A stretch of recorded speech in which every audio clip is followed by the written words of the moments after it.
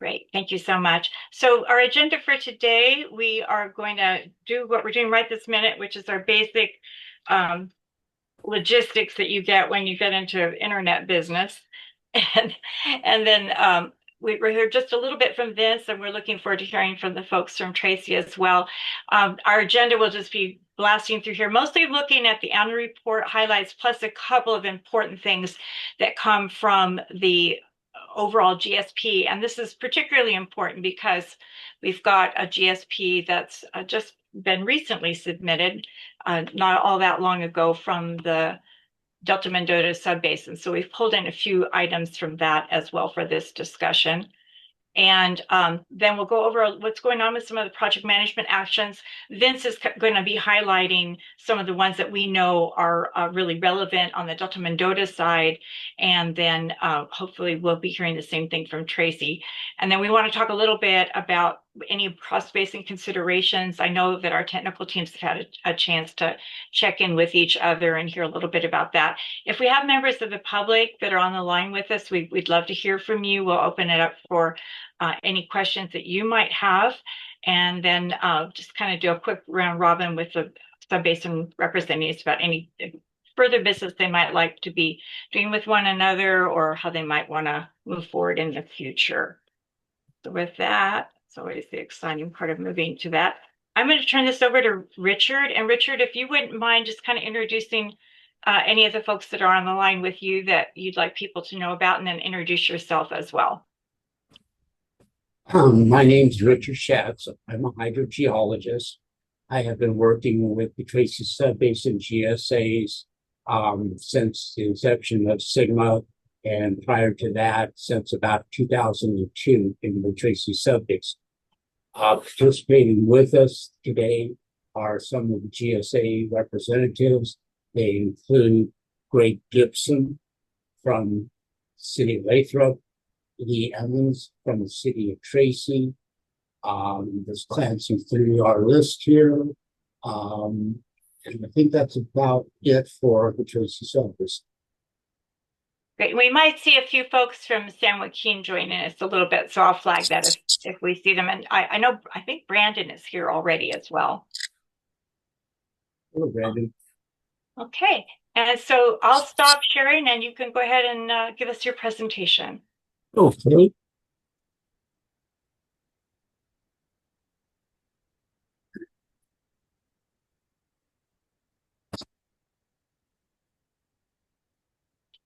So at this point, we can see it just fine. Thank you.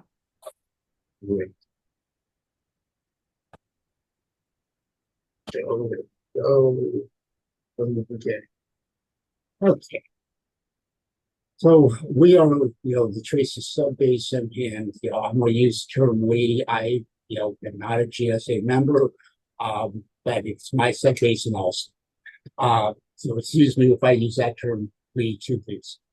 The Tracy Subbasin consists of 6 GSAs: City of Lathrop, City of Tracy, Banjo Carbona Irrigation District, Byron Bethany Irrigation District, and San Joaquin County.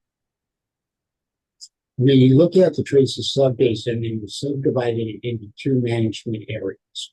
One being the non-delta management area, where most of the groundwater use occurs. And then we have the delta management area, which consists predominantly of delta islands with very low groundwater usage, other than to take and pump that river water that comes into the islands back into the rivers. The analysis that we looked at, we have 2 principal aquifers: an upper aquifer and lower aquifer, and they're subdivided by the Portland Trail. The Portland Trail extent, see, it's basically extends from City of Lathrop a little bit into the delta management area, and then circles back around and fireworks like 80 to go. So there is a gap between the foothills and roughly that the 580 where the Portland Trail may not be crossed. That extent was defined by the USGS and we have some new data that may be extending that, extend further to the east and also potentially into the Delta area. During water year 2024, precipitation was just below normal at the time of the presentation. The water year type, based upon the San Joaquin River Index, was not available to us. For just a summary of what we saw in water year 2024, we see that our groundwater pumping is about 10% of the total water supply. The rest is mostly surface water with a little bit of recycled water. The usage in the basin of groundwater is, agricultural pumping is typically the highest, and here we're showing 4 different water years just in case to have kind of comparison of what the amount of usage varies during the different water years. So this is just groundwater pumping, and you see that agriculture has the highest use in most normal, below normal in dry years, and that the urban water supplies also varies, but not by much. So overall, with the total extractions, we range about 30,000 to as low as 9,000 acre feet per year. In regards to our empty exceedances, we look and track each year where we have wells that exceed our empties. We have only really one well that has consistently in recent years exceeded our MTs, and that's well 2, and that's actually located near the near and actually within the city of Tracy. During the drought years 21 and 22, we did have a few exceedances, and we're really talking feet, just a few feet of exceedance. But we did have a few wells in the upper aquifer and in the lower aquifer that did exceed our MTs. For our groundwater contours, our upper aquifer, we see a recharge from Corral Hollow that comes down and creates a mound, and then that groundwater flows out to the Old River and the San Joaquin River, and our groundwater contours match very well with what the Delta Mendota subbasin has contoured. In the lower aquifer, we have, see if I can, in our lower aquifer, the groundwater contours are fairly flat. These are both on 10-foot contours. And we have a couple of new wells that were just recently put in. We'll talk about those further. They are located right here in the southern portion of the subbasin, adjacent to the edge of the subbasin, that should be useful for both of us to use. The groundwater levels in the lower aquifer are typically below mean sea level, where the groundwater contours elevations in the upper aquifer are above mean sea level. So it makes it fairly easy to recognize those two different sources and what those levels actually represent. One of the things with contouring, and these 2 wells right here were just installed last year, so we have limited data there for those 2 wells. But what we did see was that there is actually a potential pumping depression located right here, extending into the Patterson irrigation district. Don't think I had that name right there. Irrigation district. So we want to look at that a little bit closer, and that may be caused either by agricultural use in this area, or we do have several gravel pits, gravel mines in this area that may also be partially causing that.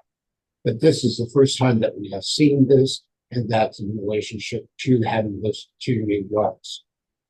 As far as change in storage, the change in storage, the red here is less than 2 feet of groundwater storage change in 2024. And you can see, any of the blues and the greens are actually positives. The yellows are ranging from, -1 foot of change to 0 foot of change. So really not much change in our upper aquifer during water year 2024.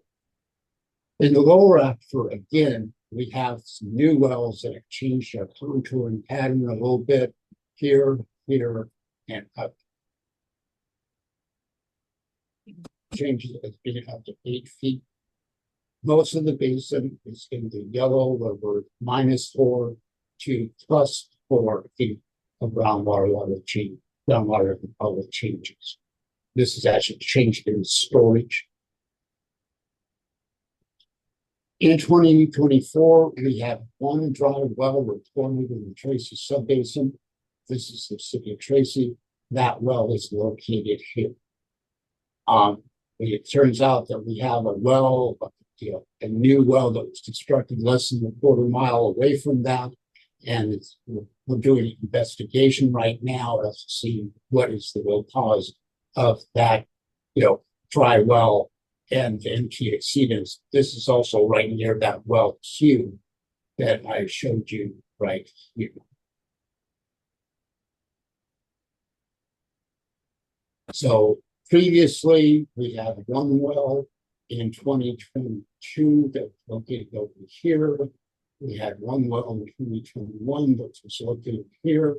And we had one well in 2015 that was located. 2015 was here, 2021 was here, 2022 was here, and 2024 was located. Regards to subsidence, and this has been consistent since we've seen the INSAR data that we're seeing and have been reported as having someplace between -1.1 foot of change to +0.1 foot of change in the substance. And like I said, this has been consistent over the last 4 years. Our surface water depletion in comparison to our minimum thresholds, we only have one well that exceeded the minimum threshold that we established for surface water depletion, and that was in the second drought year in water year 2022.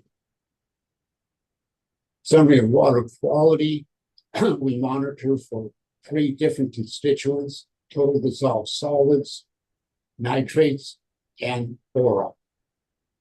Those analysis for the wells are not done every year. Some of these are municipal wells.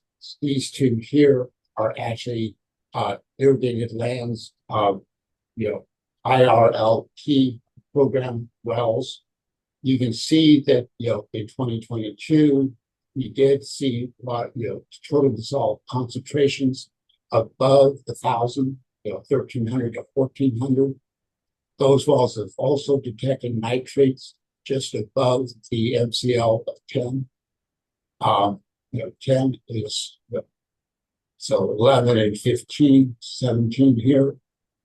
And then we have boron that also was detected above the notification level, which is essentially where we have set the MCs.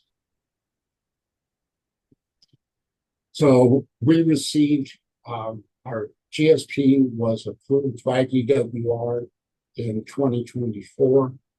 They did provide us with 7 corrective actions. We're in progress of working on those corrective actions to take and have these completed by the time our periodic evaluation is to be completed.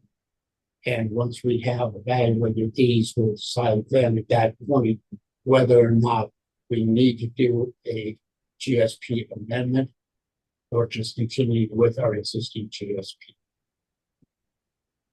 One of our goals in 2025 is to get from our extraction pumping from our gravel pits that are down in this area, and then also to assess some of our monitoring wells that are near the rivers for surface water depletion, and to take and potentially install some transducers into those wells. At that point, I can stop and then address any questions that you might have. Thanks, Richard. Let me just check in with the group here. Is there anyone that has a question about what Richard's talked about so far? And Lee, I saw you had a mic open. Anything you want to add?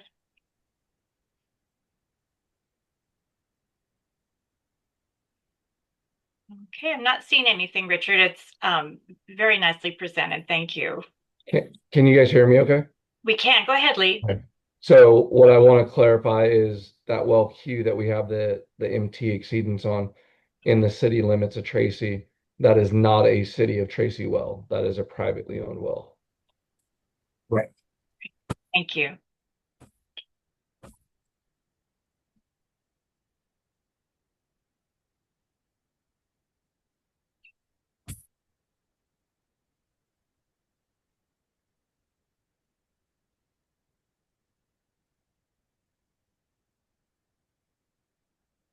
Projects and management action.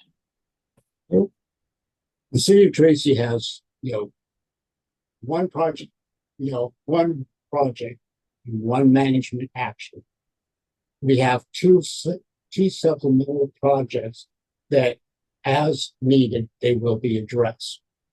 Our first project was to take and reduce groundwater pumping in the area near Banter-Carbona Irrigation District. And I'll show you a map as to where that's occurring in a moment. And at that time, we had 500 acres of agricultural land that was relying upon groundwater solely as a source of water. BCID took and extended a pipeline into this 500 acres and began supplying surface water to that area as part of a conjunctive use program. The groundwater potential reduction in groundwater pumping is up to 1,000 acre-feet per year, and that's kind of averaged over a 10-year period, recognizing that in drought years, the surface water supplies may not be available to be supplied there, but during wet years, that surface water would be available for use in those areas. This project was completed in 2024, and currently, in the last 2 years, we've conserved 700 acre-feet of water each year. Our management action number one was to take and potentially talk with the San Joaquin County Environmental Health to modify their well ordinance. We've had benefit from the governor with his executive order in requiring that high capacity wells be evaluated for potential effects on nearby domestic wells. we really, personally, I like, and I won't speak for my GSAs, but personally, I like that concept. That, has since been rescinded. But what we'd like to do is to take and potentially, see if we can continue that, that requirement, and then do an extension of that, and not only have it as high capacity wells to nearby domestic wells, but also in relationship to surface water and GDEs, groundwater dependent ecosystems. Right now, we're waiting for the California well standards, new draft of that to come out. It's due out supposedly this summer. When that happens, once it becomes adopted, the State Water Resource Control Board would then take and go to each of the counties and have them update their well ordinances, which is an opportune time to take and implement any changes to a well ordinance. We still want this to remain as ministerial, so there's work to be done. We need to talk with the environmental folks, environmental health folks, to see if we can take and gain a toehold here and have them implement something that might be beneficial to the subbasin in reduction of surface water depletion, groundwater, sustaining groundwater dependent ecosystems, and potentially not lowering groundwater levels, and also keeping our domestic wells safe. Before you leave that slide, I see we do have Ashley and Venki have joined us. So Ashley, is there anything that you'd like to add to this particular slide? And I'm surprising you. I just want to give him a chance to hop in if he. I don't really have anything to add. Thank you. Yeah, how about you, Venki? Anything you want to add?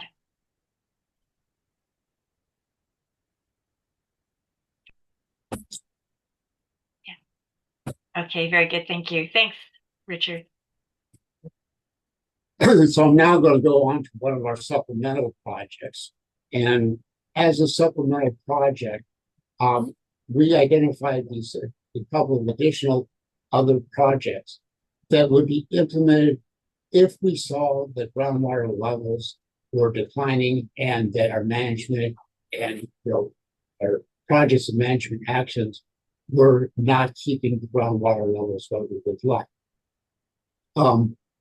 What we proposed was another extension of BCID's distribution facilities to supply surface water to 1,600 acres of agricultural land shown here in the blue outline. The previous project number one was located, I believe it's right here, of that 1,000 acres. So this was an additional extension, addition to that. It is projected to take and to potentially reduce groundwater pumping by up to 2,400 acre foot per year. Again, it's a 10-year average. The project was funded by Proposition 1, DWR. Thank you very much for helping us out here. It is online, is in work in progress, and is expected to be completed by the end of this year. All of our projects and management actions. So any questions, comments? I don't see anything, but DWR is on the line with us, so they got to hear your compliment. They've been extremely helpful for us and cooperative. Thank you, DWR. And that they also helped us with resolving several of our data gaps. So for our data gaps, GSP, we identified that we needed some additional monitoring wells to confirm the extent of the broken clay, and also to resolve some groundwater levels in a couple of areas where deep monitoring wells had groundwater levels that were above mean sea level, suggesting that either the well screens were screened both the lower and upper aquifers. They had, potentially gravel paths extending across the aquifers, which interconnected them. So the groundwater levels were essentially representative of those in the upper aquifer. DWR constructed nested monitoring wells at 5 sites up to 1,000 feet below ground surface. We have another site that we've just finally obtained the land, and that new site is going to be constructed potentially this year. The first well that was constructed was NW203. Star shows the location of that monitoring well. The water levels that have been obtained thus far are shown here. And you can see again that the upper aquifer is above mean sea level, where groundwater levels are all below mean sea level. Even though the groundwater levels are below mean sea level, they are still above the bottom of the Portland cliff. So by 70 to 80 feet above the bottom. So we are not taking dewatering the Portland cliff. The depths to the monitoring wells are located here, locations, and I have discussed these locations and have provided them to Anona at EKI so that she could begin to use these 2 potential wells for groundwater contouring purposes. lower aquifer, contours in a green. MW204 is located here. And again, you see that very similar pattern. A large difference between the upper aquifer groundwater level elevations and the lower aquifer. And again, here's the coordinates, and these have also been shown. We are in progress right now, or DWR is in progress to help us install a new shallow monitoring well at where the star is located here. It will be in the upper aquifer, only drilled to about a 70-foot depth. And its purpose is to look at surface water depletion, surface water interaction. There is a gauge on the San Joaquin River located opposite this station. So we'll have a good location here to look at whether the groundwater is going to the river or we're taking water from the river. At that point, that's all I had for the data gaps. Any questions? Comments? I'm looking here online and not seeing any, so I think we can go ahead and keep going. And that's all I had, Lisa, for you at this. Very good. Thank you so much, Richard. So Okay. I'll go ahead and throw up our slides then from the Delta Mendota.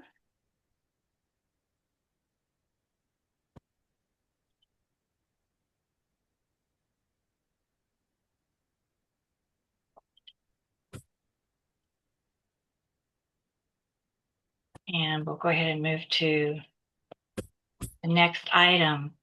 So these are the report highlights from the annual report water year 2024. And we're going to be hearing from a couple of different people. I just want to acknowledge Leslie Dumas also is on the line with us, and she prepared the annual report. So with that, I'm going to go ahead and move in and have Vince, have you start over. And I don't know, Vince, are you able to see everybody that's in the meeting with us? Am I see just like a standard Zoom list of people in the Is that I know you have a couple of other members of your group that are online with us. I see some folks from State Water Contractors and a couple of other places. I don't know if you just wanted to call anybody out by name. Okay. Yeah, if need be. But I see Anona's on there, so Yeah, there we go. All right, let's go ahead and jump in. okay. Yeah, this is gonna be broken up in a couple of things. I'm just gonna do a quick overview as from the Northern group. So generally, the Delta Mendota subbasin is in the northwestern portion of the San Joaquin Valley groundwater basin, and we adjoin 9 other subbasins, one of which is the Tracy subbasin. Historically, we're an agricultural region with an economy dependent upon the agricultural industry. We don't have large cities or industries within the subbasin provide an alternative economic base. This means availability of CVP and State Water Project water, imported water supplies, and other surface water supplies, primarily from the San Joaquin and the Kings Rivers, are essential elements of the economic health of the region. Other uses of CVP and local supplies of water in the subbasin are for municipal, industrial purposes, and wildlife refuge water supply. The Delta Mendota subbasin was one of 21 alluvial basins and subbasins identified by the DWR as being in a state of critical overdraft. We manage a subbasin through 23 GSAs coordinating in 7 regional groups. As you see here, there's 7 groups. You can see the Aliso Water District, Central Delta Mendota, Farmers Water District, Fresno County, Grasslands, Northern Delta Mendota, and the San Joaquin River Exchange Contractors. These 7 seats constitute what we call our coordination committee, representing the entire subbasin. So each one of these has a seat at the coordination committee, making decisions on our adoption of our plan and various policies. As you can see, there's GSAs that feed into those individual groups. Each one of those GSAs coordinate together in providing a voice at that seat. One thing I want to add, our GSP, we broke our subbasin up into 4 distinct zones. So some of these 7 groups might be one or multiple of these 4 zones.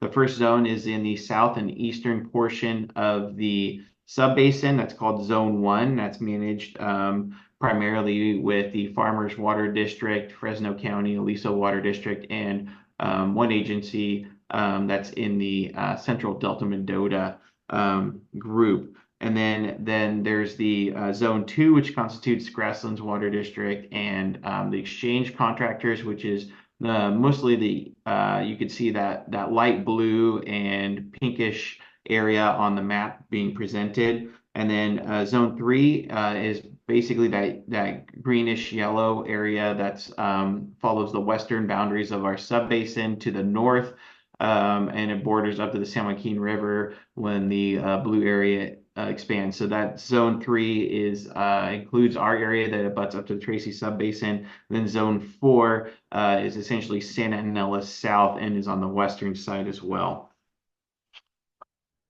So Lisa, if you want to change slides.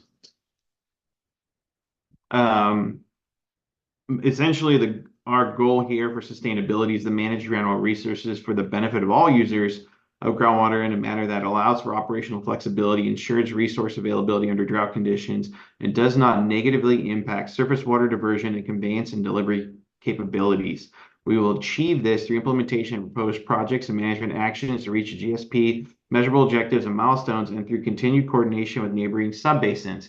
Also included within that is to better manage. We also have adopted pumping reduction plans for each zone on how we're going to prevent these negative impacts, or to prevent the negative impacts from occurring. So with that, we can move on to talking about the annual reports. Anona, that would be you. Yes, thanks, Vince. Happy to take over here. So I really do want to give credit to Leslie Dumont and her team who prepared the annual report. So I'll just be running through a high-level overview here. And to the extent that there's additional details, Leslie can chime in or help respond to questions. Just by a little bit more of a background, as you know, the Delta Mendota Subbasin was one of those basins that was declared inadequate by DWR for primarily a lack of coordination amongst what was originally 6 GSPs. So all those work efforts were consolidated down into a single GSP, which was adopted and submitted to DWR last summer. And so what's reflected in the annual report is a little bit of a hybrid, because it's, as you know, the water years go through end of September. So, you know, what's presented is a little bit of a combination of the information from the monitoring networks and so forth that were being collected while the GSP was being developed. So we're pleased to say that the annual report was just approved by DWR, but we expect to have a more streamlined presentation of information going forward that's more fully aligned with the newly adopted GSP. So anyhow, where we are, you know, we benefited from the basically above normal conditions in the recent water years. So we really saw in general, you know, an increase in stability or increase in water levels across the basin. And so that, you know, generally this basin has adopted a very strict sustainable management criteria in not allowing water levels to drop below 2015 levels. And so by and large, we were able to achieve that. Next slide. So here's just a representation of the groundwater conditions. Again, similar to the Tracy subbasin, we are in a dual aquifer system here in the Delta Mendota. So here's the upper aquifer showing water generally flowing from the Delta Mendota subbasin towards the axis of the valley, you know, as sort of consistent with what we understand to be pre-development conditions. And then in the next slide, we'll see the lower aquifer, which shows sort of a more north easterly flow direction across the basin. Again, this is a very dynamic basin. As Vince mentioned, we're bordered by 9 other basins.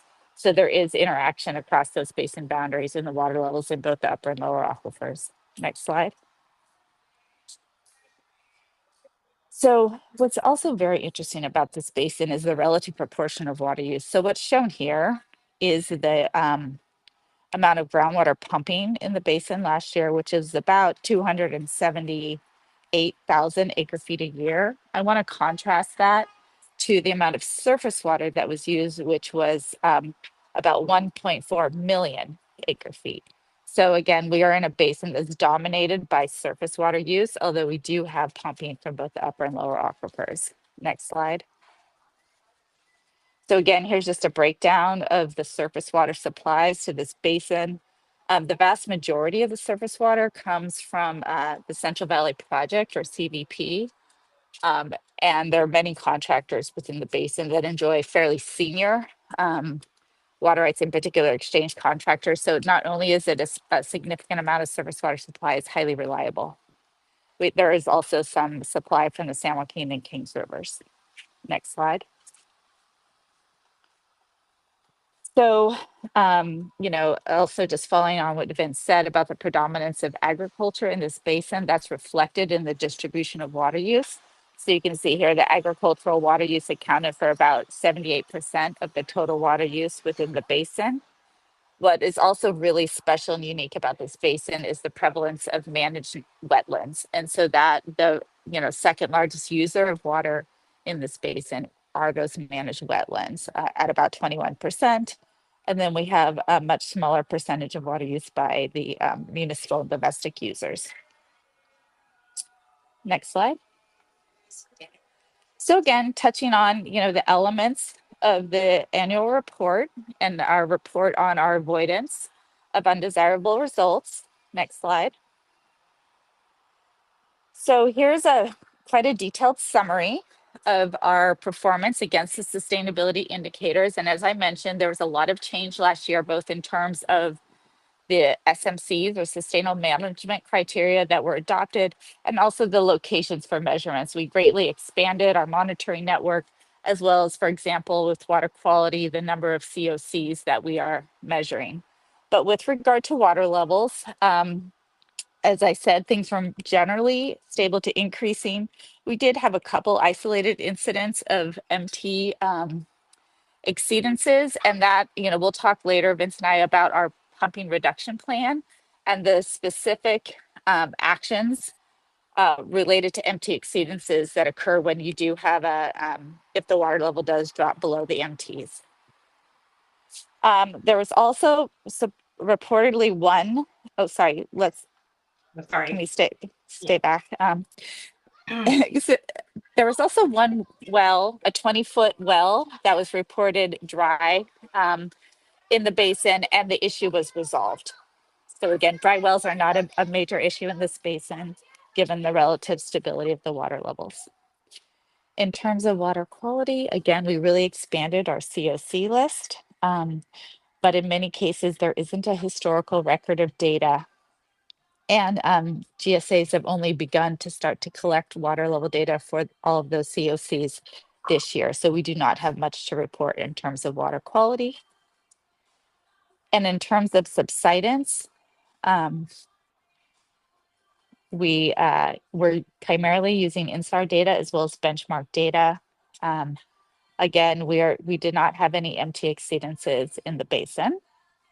And depletion of interconnected surface water, we are applying a groundwater model to help us isolate and understand depletions due to groundwater pumping.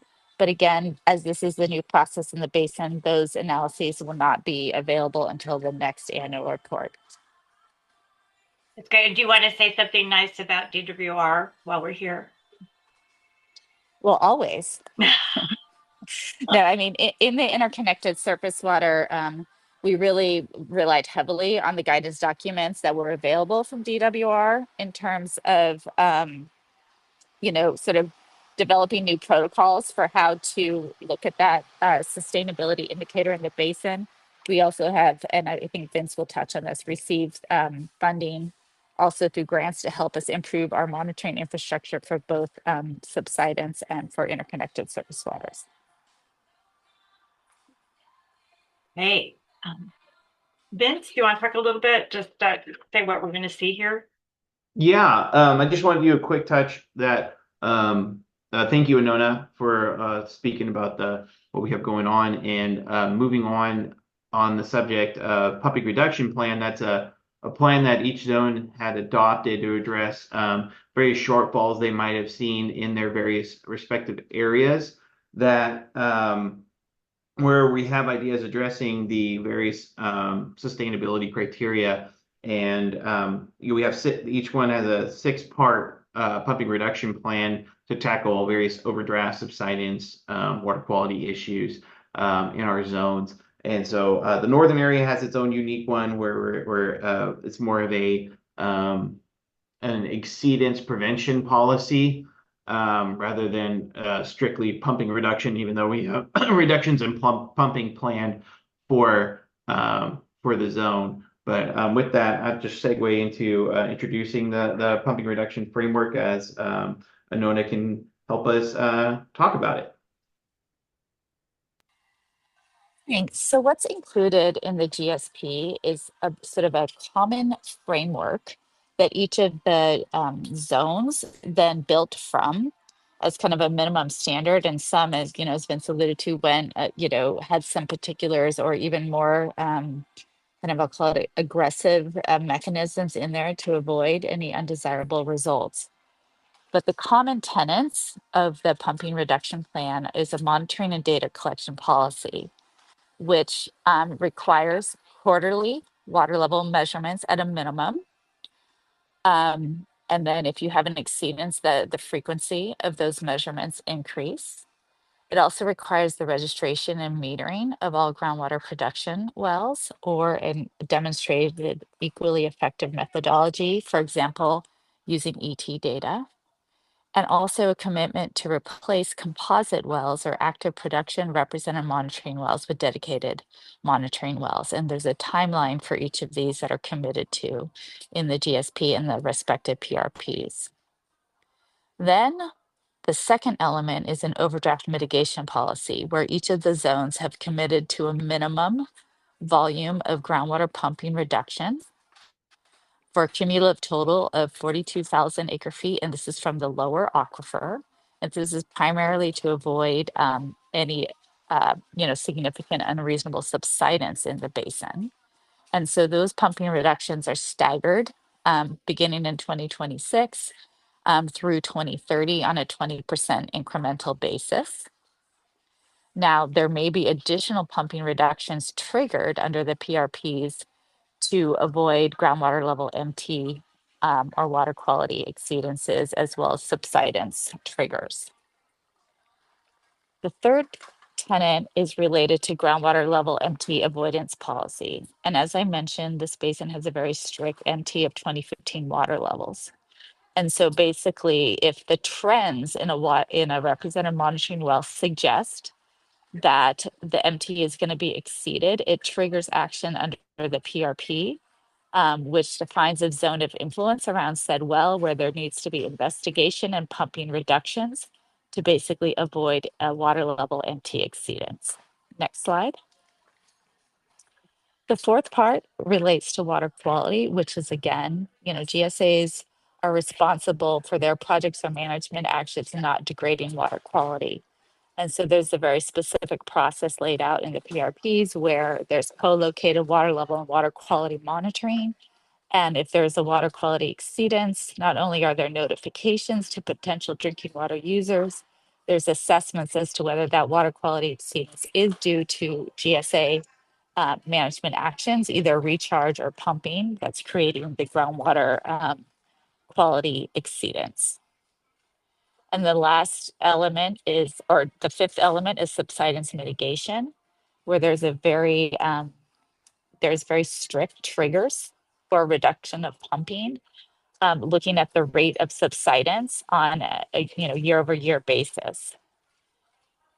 And then, if none of those other things work, the last sort of backstop element of the pumping reduction plans, I think this is animated, if you click the next slide, is a groundwater allocation backstop. So there's basically monthly checking and reporting by the GSAs on their PRP implementation. And if they've taken all the actions and they're still getting exceedances, then they are required to develop groundwater allocations that are equivalent to the sustainable yield by aquifer to make sure that there is not undesirable results that are generated in the basin. Thank you. Oh, so here's basically the timeline. So those PRPs, as I said, the framework was included in the GSPs. The GSAs then developed their individual pumping reduction plans and adopted them, and they have begun implementing them this year with the goal of, again, avoiding undesirable results and achieving those lower aquifer water savings by 2030. Great. Thank you, Nona. And I'll go ahead and pause very quickly too. I haven't seen any hands come up, and Condra, I'll ask you to help me too, since I can't always see them. But any questions so far with what we've been talking about?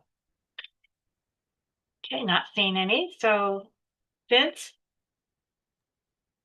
Yeah. Okay. So the next thing that we have for our subbasin is the well mitigation policy. That was something that since we got pushed from DWR to the State Water Resource Control Board, that is something that the State Water Resource Control Board is requiring of all the subbasins to adopt a well mitigation policy to address impacts from projects and management actions, or actions from impacts from pumping occurring to domestic wells. I'm not going to touch on impacts from water quality because that's being actively discussed with the State Water Board and has not been finalized. However, one thing I can touch on is dealing with groundwater levels.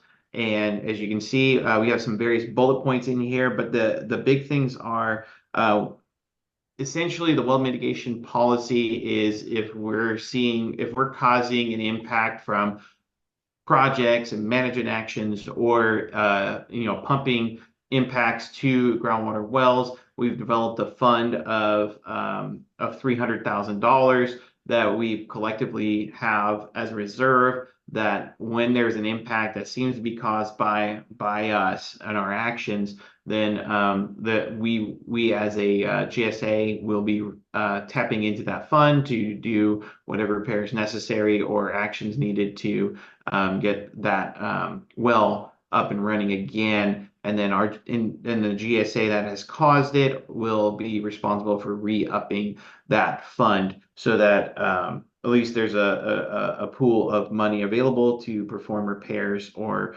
whatever's needed, such as lowering the pump, deepening the well, installing a new well, or a connection to a municipal water supply. We will be providing an emergency water supply. I think the response time is in flux right now. But with that said, it is a policy that's being finalized soon, but the intention is to address impacts to domestic and small community water systems. So Lisa, I think you're next. Yeah. So one of the things that the team has been talking about is it is a very, very large subbasin, and they've divided it into a couple of different areas of focus to just basically help with the management and the planning. So what we're going to do now is take a look. I've made a list of a lot of project management actions, but we wanted to just focus on the ones that were most relevant with regards to Tracy subbasin. So with that, this is kind of the first round. And do you want to start with this one, Vince? And then Anona, you could jump in wherever. Yeah, I'm going to just briefly touch on these because going back to the projects to the pumping reduction plan, these projects management actions are considered as part of contributions to that 42,000 acre-foot subcorcoran pumping reduction that's needed. So for us as a subbasin, these projects are these tier 1 projects are projects that are in the process of being implemented, if not already moving forward. The big one, and I don't want to speak too much out of turn, but this is for the North Valley project that's been developed with Del Porto Water District, bringing in tertiary treated water from the cities of Modesto and the city of Turlock to help provide surface water supplies to Del Porter Water District. There's a partnership with Grasslands Water District for an unbalanced exchange for most of the water constantly going to San Luis Reservoir and being available for refuge supplies, and then ultimately being an unbalanced exchange, making water available to Del Porter Water District. Lisa, you can go to the next slide. Okay, also, you do have, I think we have someone on the line from Del Porto if they want to jump Yeah, in. if Adam wants to add to that. Do you want to add to that, Adam?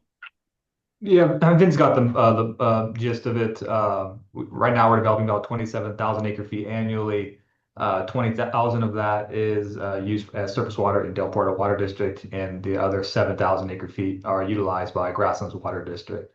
But yeah, otherwise, Vince got it. Great, thank you, Adam. Okay, what about this one? And this is also another project with Del Puerto, but it's also in partnership with Adam. I think this is with I think CCID. Yeah, so this is also a recharge project that's along Oristimba Creek in a very nice area that seems to have a lot of good percolation. So this project is on Oristimba Creek. They applied for a water right on Oristimba Creek to be able to take some surface water and park it in there, in addition to taking surplus supplies that are available to both agencies that they can recharge with the idea of at some point being able to recover that water and reintroducing into the Delta Mendota Canal for use on farming applications. That was in a nut right there, Adam. I don't know if you want to expand further. I just want trying to keep it short and sweet. No, you got it. Yeah, we're looking at utilizing surplus supplies from the two districts as well as stormwater out of Oristimba Creek. Looking to have that. The ponds are online right now. We're looking to have the pump station online sometime in the next month or two to be able to hopefully start extracting water from Oristimba Creek with the storms that we know are going to come this winter. I say tongue in cheek. Thank you, Adam. I know that's a hot topic, the flood recharge. Okay, what about this one? And then this one is a project, I should say it's more of a management action for the city of Patterson, where they have to, as part of the urban water management plan, include drought contingency planning. In addition to that, they have to have a reduction in per household water usage. So that's also being implemented, and that is part of their contribution to the pumping reduction plan for the city of Patterson. There's a few things other that's listed in here, cataloging of wells and other things like that. But these are ones that are in the northern area and the areas that are closer to the Tracy subbasin. So with that, that's it for the Tier 1 projects and management actions. Great, thank you. We'll go ahead and once again just kind of check in with the group and see if there's any questions or anything else you'd like to know about these. Okay, I'm not seeing any. We'll go ahead and go to our discussion. So, Richard, I'm going to go ahead and start with you, which is you've had a chance to take a look at some of the projects and talk about some of the projects and management actions that Tracy is doing. Are we seeing some good crossover here? Is there an opportunity for more coordination? What are you seeing here? And feel free to call on other people in your group as well.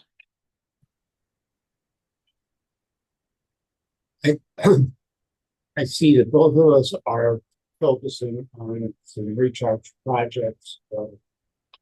These projects there in the area. We have an overdraft, projected overdraft of 800 acre feet in the upper aquifer, potentially a surplus of 1,000 acre feet in the lower aquifer, and that's using the C2 line grid model, not the one that was most recently released. So you could have some changes in those values. We don't know for sure of the agricultural pumping down there in the CID area, whether or not that agricultural pumping was in the upper aquifer or in the lower aquifer. But in either way, it should be beneficial to both of those aquifers. We have, as I mentioned, in that lower aquifer, there is a potential pumping depression that is extending into the Patterson Irrigation District area. Do you want to share that slide, or because I can stop? Share that, come back, let me have that control again.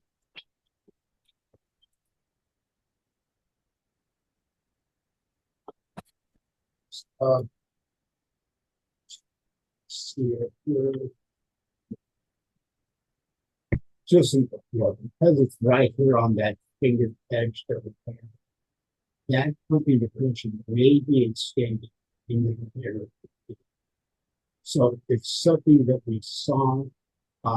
The groundwater levels started dropping about in May of last year. And that was, the timing of that in May seems a little bit late for agriculture. So I'm not sure yet whether the potential reason of it, cause of it, is due to agricultural pumping, or if it is due to the industrial pumping by the gravel. But I think this is something that we both need to kind of take a look see at and keep an eye on, since right on the edge of both of our subdivisions. What we do see again is it is about a 15-foot decline in groundwater levels, but they did respond come back by the in January. So, but this would be one of the areas that, yes, I think that we should then both be watching for. And I'm happy to see that you're implementing the projects in a northern area in that lower app. And you're more than welcome, like I said, to use these two new wells that we have to help you out to make their assessments as to whether or not, that pumping is being caused in your area or something our subdivisions. Richard, I know you had a chance to talk to Nona about this briefly. Vince, is this something that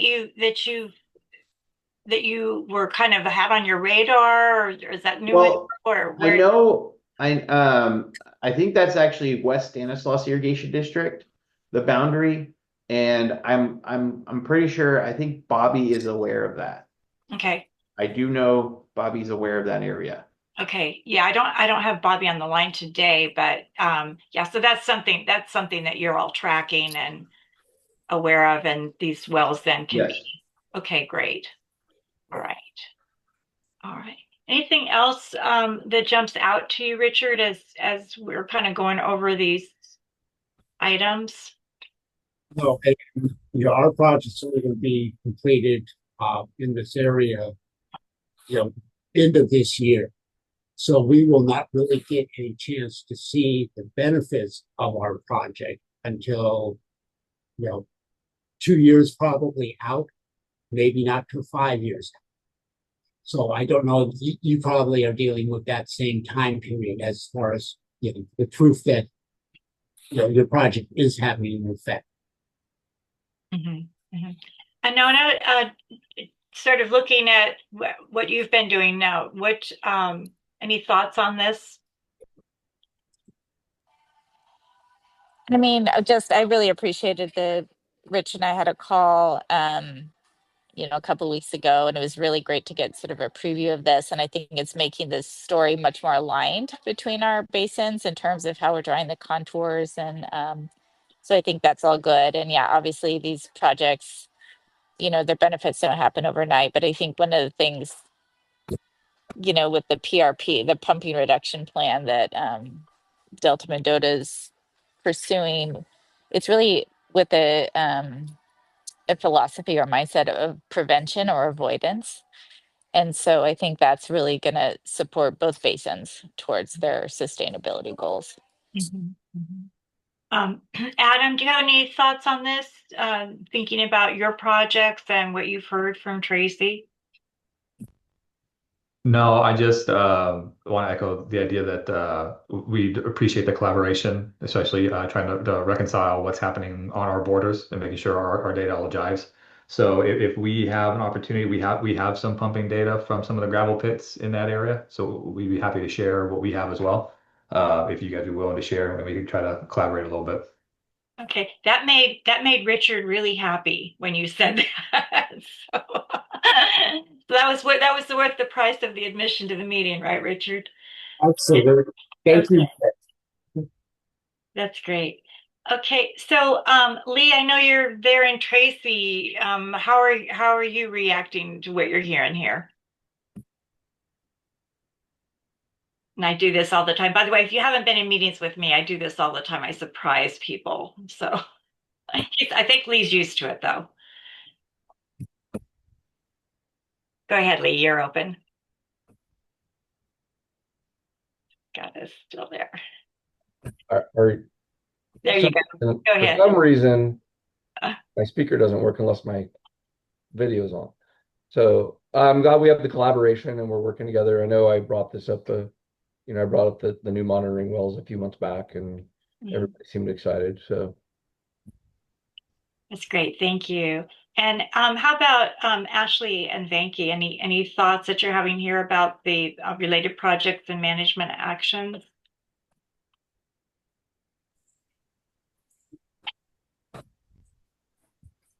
Eating. Probably we just appreciate the cross basin, the inter-basin coordination, sharing of data. I think helps us understand mutually what's going on at our shared boundary, and we appreciate this opportunity to collaborate with folks in Delta Mendota to help us understand better what we're doing as far as sustainability is concerned, And particularly in shared boundary.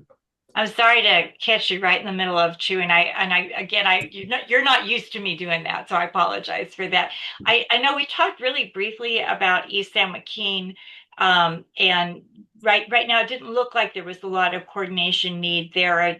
Do you have any other thoughts about that now that you're looking at? Because I know you're working super closely with Tracy, but relative to Delta Mendota, does that jump into your radar at all? And inter-basin coordination between Delta Mendota and And East San Joaquin, just Eastern a San little, Joaquin. yeah, anything here, kind of with the tie-in with the whole Tracy piece of this. Yeah, I'm not aware of any upcoming inter-basin coordination meetings with Mhm. Delta Mendota. Um, we maybe Brandon can speak to Yeah, that. go ahead, Brandon. I said, I know when we first talked about it, it didn't seem like there was a lot of crossover, but since we've had a chance to look at the slide deck now, is there anything that jumps out for you, Brandon? Yeah, actually, I did want to maybe bring up a couple of things. It is a busy corner in the San Joaquin River and the Stanislaus River there, where the four basins meet. So, it was kind of off our radar that we needed to do interbasin coordination with Delta Mendota, being the corner sides. Um, but some of us were still perplexed at the comment letter that came through as our GSP went to public comment at WR's portal.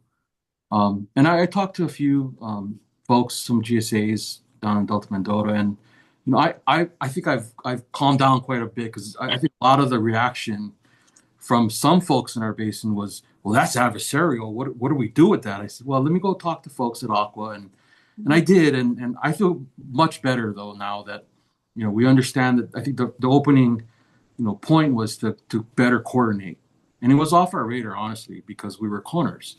Mhm. So I think there's still a lot of room that we could. I learned a lot just from listening in today about some of the technical details, but I think clearly going forward, we should talk about data and minimum thresholds, monitoring networks, and how do we interpret better DBR's guidance as it comes out, how it applies to the San Joaquin River. So I have this is actually a really good time because today we just hired a new executive director for the Groundwater Authority, so I can kick everything to her.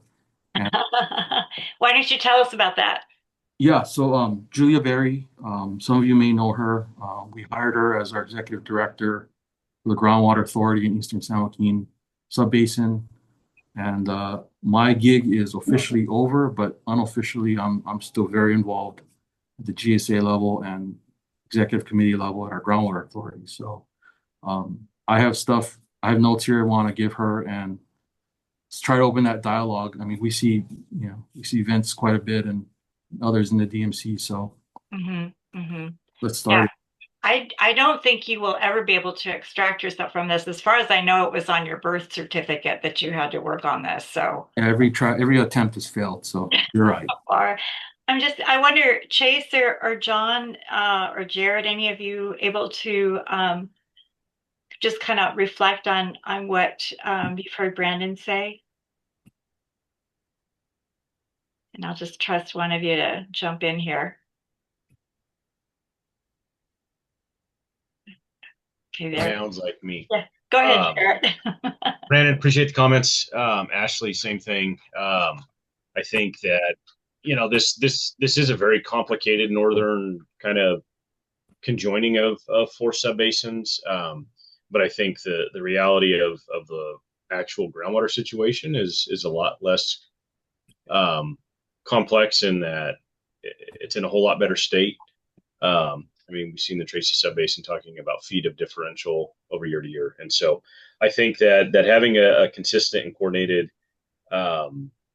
response and communication is implementation is happening over the next 15 years.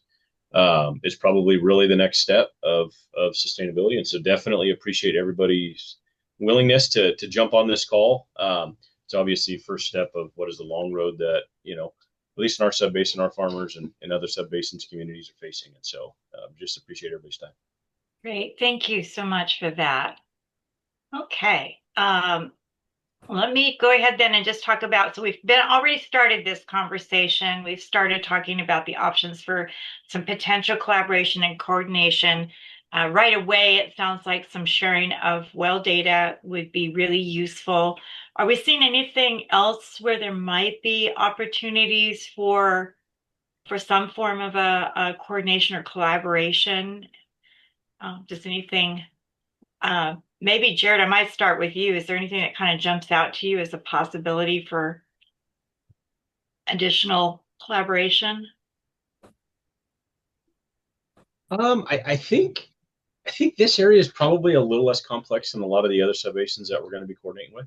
But I do think it might make sense if at least on the boundaries that if folks are seeing trends, maybe just having a point of contact communication, maybe Vince and Brandon and whoever else from Tracy and Modesto or whatever, just have that open line of communication. Hey, here's what I'm seeing. Are you seeing the same kind of thing? Just as a check-in if things we're noticing. But other than that, I think it's a matter of getting through the next few years of just updates and just being open. Thanks. And I think the timing too, and Anna talked about this a little bit, but she was talking about the fact that we were kind of getting this new GSP up on its feet and moving forward with that implication. And so there'll be obviously more that you all learn in that process. So anyone from Tracy Subbasin, Richard, what are your thoughts on other opportunities for collaboration? I think there are opportunities that we definitely need to coordinate on in regards to subsidence. Share my screen again. Sure.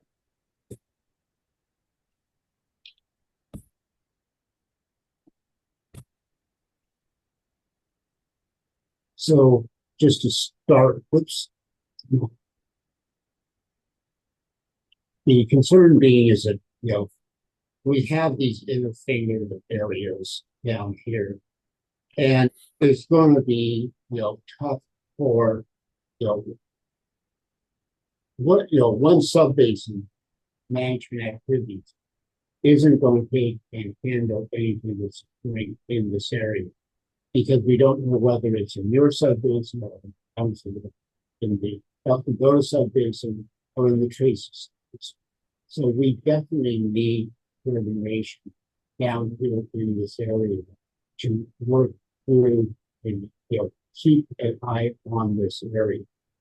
And in particular, that comes down to subsidence because Euro Reclamation is doing subsidence or doing GPS sufficient elevation surveys along the canal in this vicinity. And we need to definitely keep an eye on it because as I see from the data, it looks like it is increasing, along as we reach, the Stanislaus County lines. So let's, both of us keep an eye on that subsidence from the Bureau. They do have meetings that we've been attending. Let's keep that up and let's just keep an eye on this and make, we start to see, if either one of us starts to see something going on down here, let's talk about it. Who from Delta Mendota is tracking this?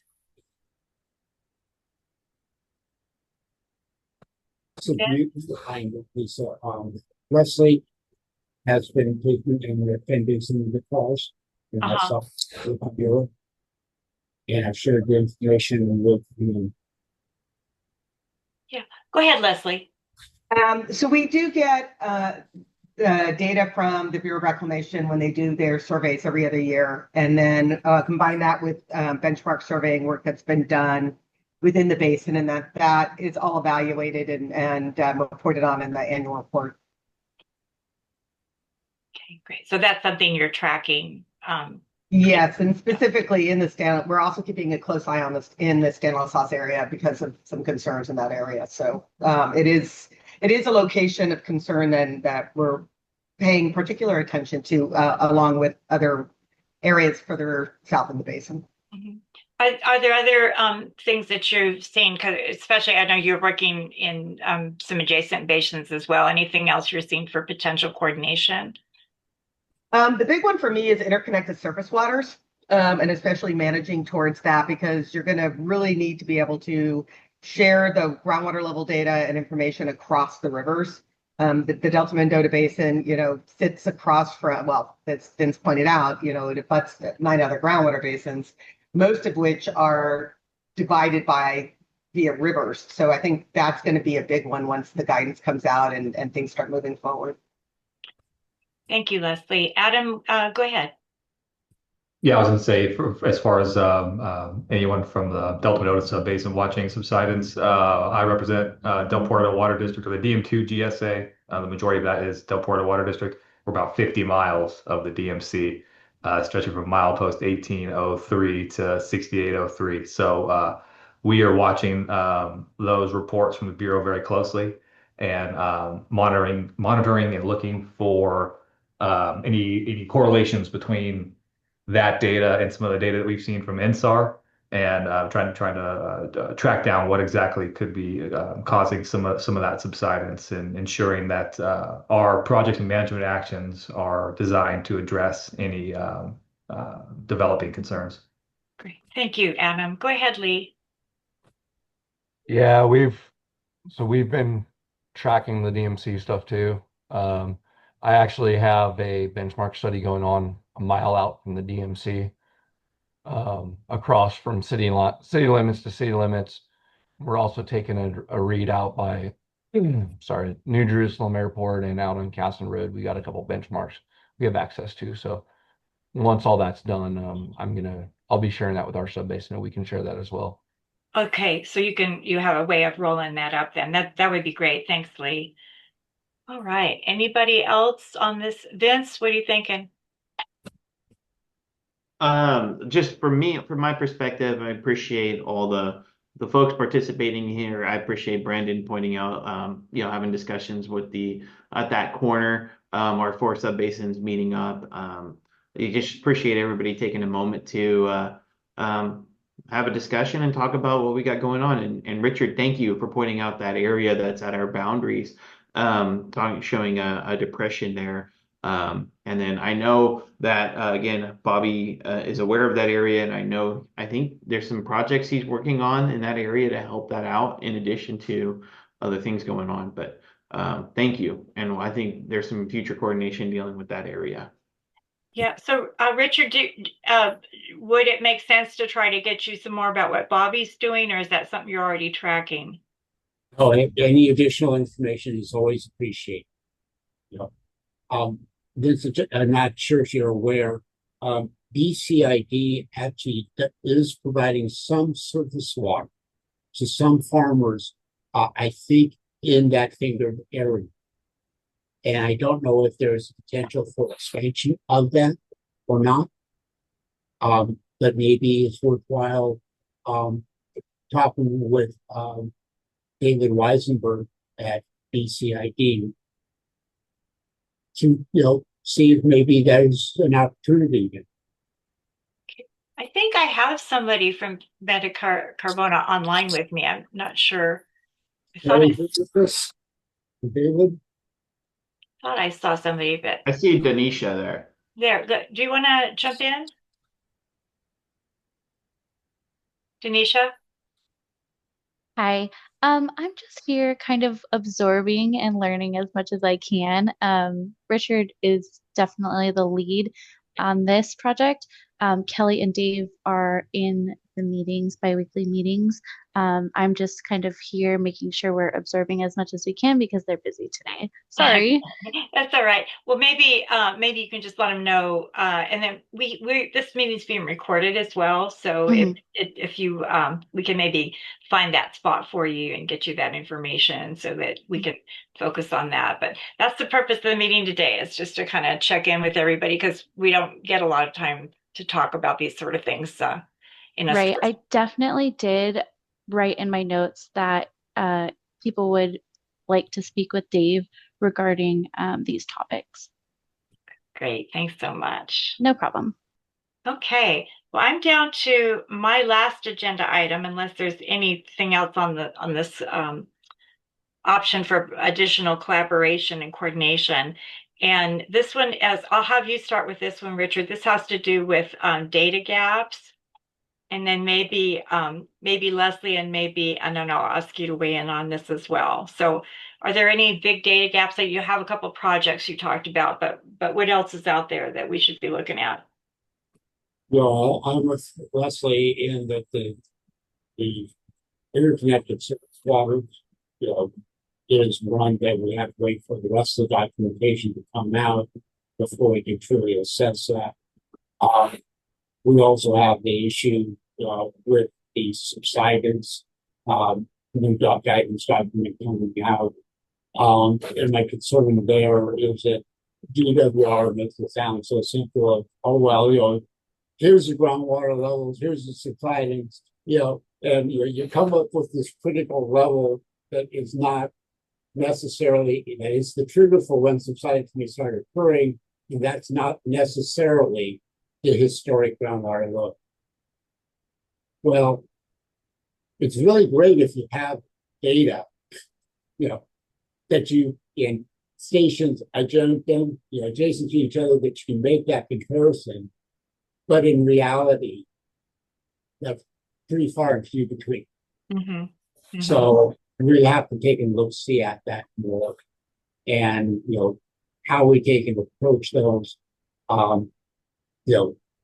Is going to be key, I think, and stay, if we can, to have a uniform approach between our subbasins would be ideal. Thank you. And Leslie, do you want to add anything to that? I would say the main, at least, and I know I can add on to it as well, but I know that one of the big data gaps that the Delta Mendota Basin has is simply temporal data. There's a lot of new wells that have been brought on, as she pointed out, with water quality, and we've expanded the COC list. So there's definitely a temporal component to getting enough data to really understand the trends that are happening. Thank you. And then I'll let, I'm sorry. No, I was going to say I'll let Anona add onto that. Yeah, no, I mean, that's absolutely true. I think also, as I mentioned, we do have funding to install some additional interconnected surface water wells and then also some additional subsidence monitoring to help, sort of build from the INSAR and then other benchmark monitoring data that are occurring around the basin with regard to subsidence. The other thing that the basin has invested in is a refinement to a numerical groundwater model, which is a big step forward for the basin and is really helping understand some of those dynamics, both kind of within the basin between upper and lower aquifer pumping, but also sort of cross-boundary flows and cross-basin interaction. Because this, again, is just such an unusual basin and it's so dynamic, particularly at the boundaries. That it really is, it's helping us understand and run some what ifs about that sort of coordinated management efforts across the basin boundaries.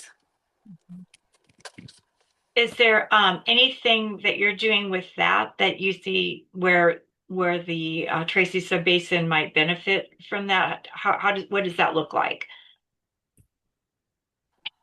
Well, I think I heard Richard say that you guys are also doing or have invested in some additional modeling or refined modeling for your basin. Is that correct? We have a copy of DWR's most recent release of the C2 basin model. They have vastly improved that from our first initial assessment.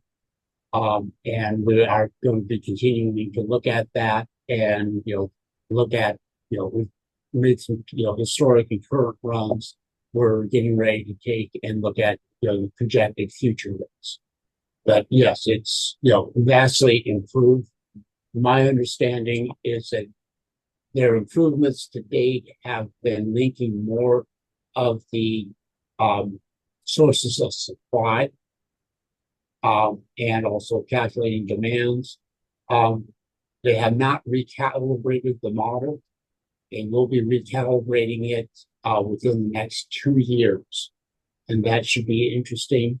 You may want to take and look at, the model inputs that they have just to take and confirm that they're using, what they have used in the C2 model is actually what is being brought in as conversions in groundwater pumping. Thank you. Okay. I think that's those are all the questions I had. So I think I want to check in. I actually don't think I have anybody from the general public on the line, but I know I see consultants and a couple of other folks, but we do want to open the floor to anybody that does have a question about anything that you've heard so far. We'd also appreciate if you have suggestions or insights that would be helpful for this group as they're trying to coordinate. That would be really helpful to hear. So we'll wait just a second, and I know people are shy. What we could do while we're waiting is have everybody vote about how much they want to see that subsidence policy from DWR. I think everyone's kind of been waiting for that for a little while. So, or maybe we could start a pool about what we're going to see it. So, okay, I'm not seeing anything. Well, let's go ahead. I think we can go ahead and wrap up. I don't keep people in meetings they don't need to be in. So I'm going to just start it at the bottom and check in with people. And then I'm going to have Vince, I'm going to have you help me close the meeting out. So Vince and Lee, I'll go to you last. So Venki, any last thoughts?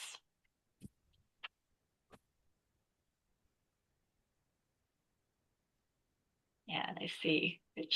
I know it. Go ahead, Venki. Any last thoughts before we sign off? Yeah, we can't hear you. I see your mic's open.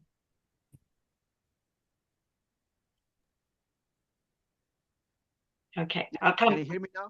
Yeah, we can hear you now. Go ahead. Any last thoughts? We are still waiting for the subsidence guidelines from DWR as well as the interconnection guidelines. Those two we have been waiting for some time now. And it's interesting to note that subsidence in the milestone 18 plus 5. And that is really, we've been watching that too. Okay, thank you. Thank you, Venki. Adam, any last thoughts? Now, just looking forward to additional collaboration with our neighboring subbasin, as I know we stretch quite a distance of it. Great, thank you, Adam. And Anona, last thoughts? I just want to echo, appreciate the collaboration and the data sharing. Thank you. And let me go to you, Brandon. Yeah, hopefully we'll see you guys in Aqua and we can all cry in our beers about Sigma. Thank you. Thank you, Brandon. Okay, Ashley.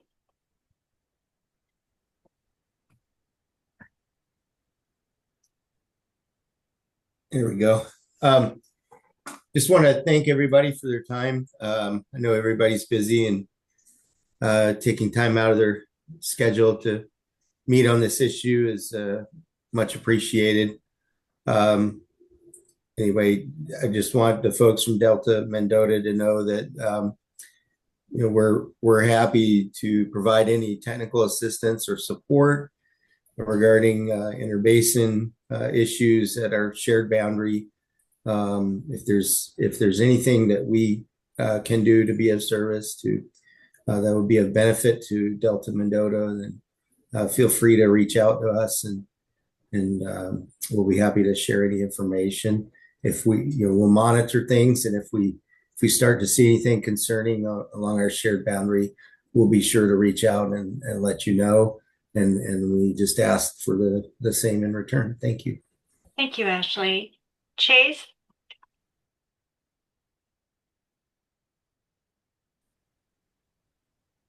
No, I'm good on my end. I just like to thank everybody for the time. This has been really good. And I think the more we collaborate and talk, we can both be successful in our endeavor. So I really appreciate everybody's time. Thank you, Chase. Denisha?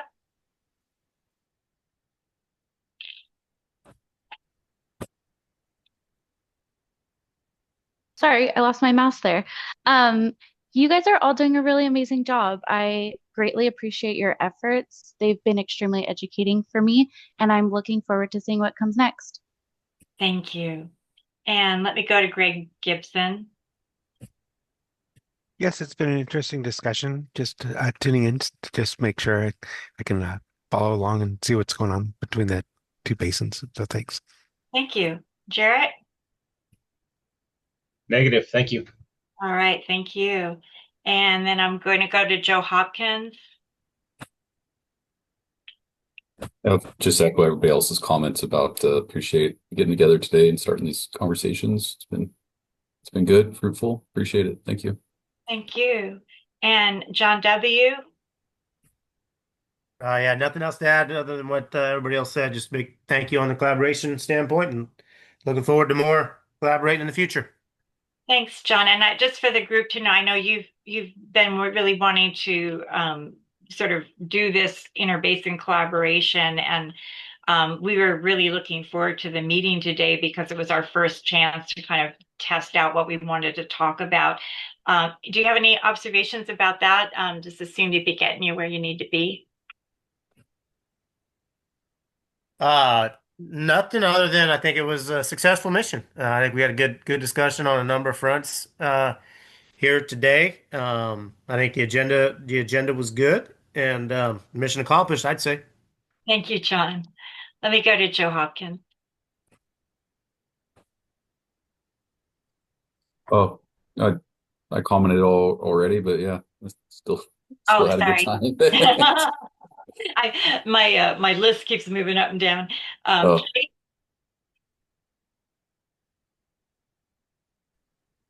Kate's from Hallmark, I think. Go ahead. Oh, I'm sorry. Yeah, thank you. Yeah, just want to appreciate everybody once again. Thank you. All right, thank you. And I'm going to come to you lastly. So Leslie? Nope, nothing to add on top of what everybody else said. Thank you. Matt?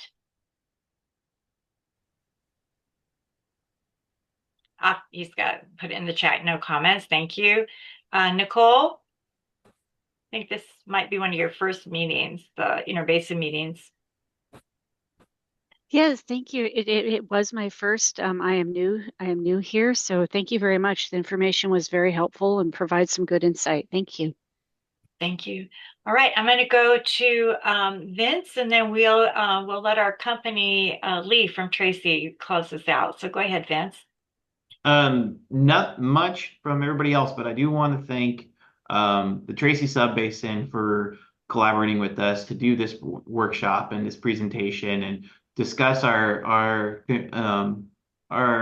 boundaries and what we have going on. I know, like we've all said, our Delta Mendota Subbasin has 9 subbasins that abut against us. And so we have varying levels of issues that we need to address. And I just appreciate Tracy taking the time to work with us and also setting a plan of attack to tackle some of these boundary issues moving into the future. So thank you all. Great, thank you. And then Lee, I'm going to have you wrap us up. And I will note DWR thought I was calling on people, so they hopped off. So go ahead, Lee. So I just want to thank everybody. Thank Lisa. I haven't seen you in a few months. But I think it's great that we're working together. The more data, the better. Really we're the experts of our areas, not somebody in Sacramento. And I think you said they were off, but yeah, I would say it anyways. Just in case. I would say it anyways, and Vince knows that, and Brandon knows that. So. Okay. Well, thank you, everybody. Richard, anything you wanted to add? I saw your hand up. It's a question, would it be possible to get a list of attendees? You and bet. Contacts, because there was so much exchange here and good stuff. I'd really like to be at some point, if I need to be able to reach out to any of you to be able to do so. Absolutely. Well, Richard, if you could get me your slides, that we'll put them together and we can put them on the website. I've already sent you our slide set. I can send you a better version of it, and then you're going to record as well. So I'll get you all of that for you guys to do the coordination with that. Okay. Well, as I said, I'm not inclined to keep people in meetings they don't need to be in. So I think we can wave and say goodbye and thank everyone for being here. Thank you. Thank you.